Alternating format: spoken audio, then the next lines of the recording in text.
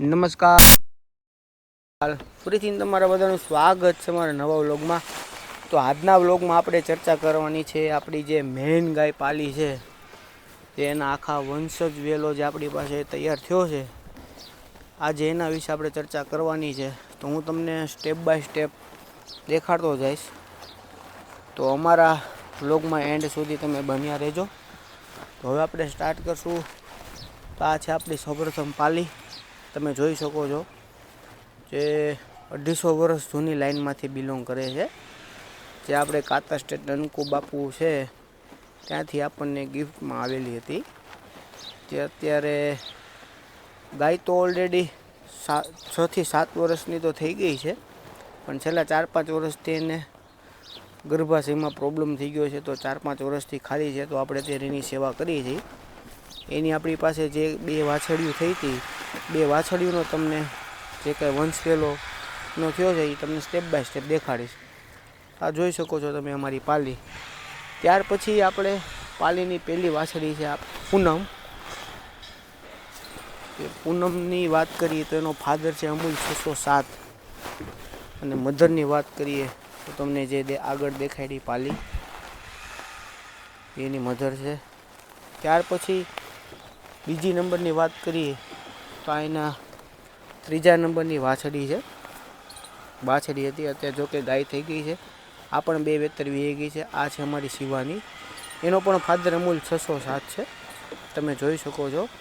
જેને પહેલાં વેતર આપણી પાલીને હતો વાછડો, જે અમારા મિત્ર છે વિરમભાઈ કરીને, એને આપણે આપેલો છે. એ આપણે અહીંયા એક બુલ લાવ્યા હતા, એનો વાછડો આવેલો હતો. પછી ત્યાર પછી પૂનમની વાત કરીએ તો એની જે 2જા નંબરની વાછડી છે. અને પૂનમની વાત કરીએ તો પૂનમની પહેલી વાછડી આ છે આપણી, તમે જોઈ શકો છો. આનો ફાધર આપણી પાસે હતો નટરાજ કરીને, જે નટરાજનો ફાધર છે બુસો, જે અત્યારે અરજણભાઈ યા કોયલી જુનાગઢ ગૌશાળા એની પાસે. અને અત્યારે આ પણ હવે અત્યારે 3 મહિના ગાભણી છે. એ પણ થોડાક ટાઈમમાં બચ્ચો આપશે. એનો પણ આપણે વિડીયો બનાવશું. ત્યાર પછી વાત કરીએ તો આ શિવાનીની જે પહેલી વાછડી છે એ ગોમતી. તમે ગોમતીને જોઈ શકો છો, એ કાબરી છે. જેમના ફાધરની વાત કરીએ તો અર્જુન ભાવનગર બ્લડ લાઇનમાંથી બિલોંગ કરે. અર્જુનના પિતા હતા સાલિંગ, એ પણ ડાયરેક્ટ ભાવનગર શાકવાળી ફાર્મમાંથી બિલોંગ કરે છે.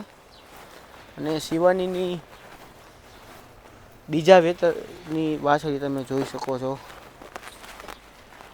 આ પણ જે એના ફાધર છે આપણી પાસે નટરાજ હતો, એ નટરાજની તો મેં તમને ઓલરેડી ડિટેલ્સ કહી દીધેલી છે.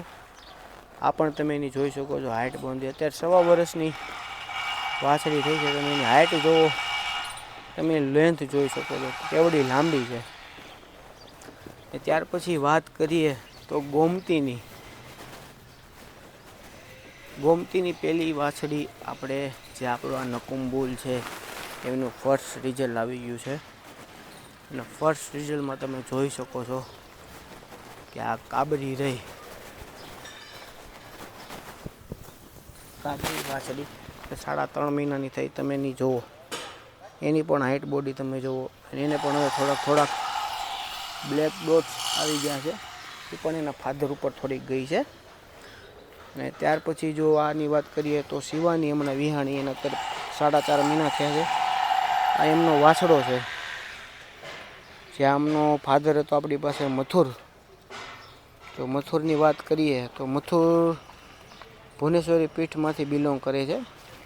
જે મથુરના ફાધરની વાત કરીએ, જે પારસ કરીને બુલ હતો, એમના ફાધર હતા.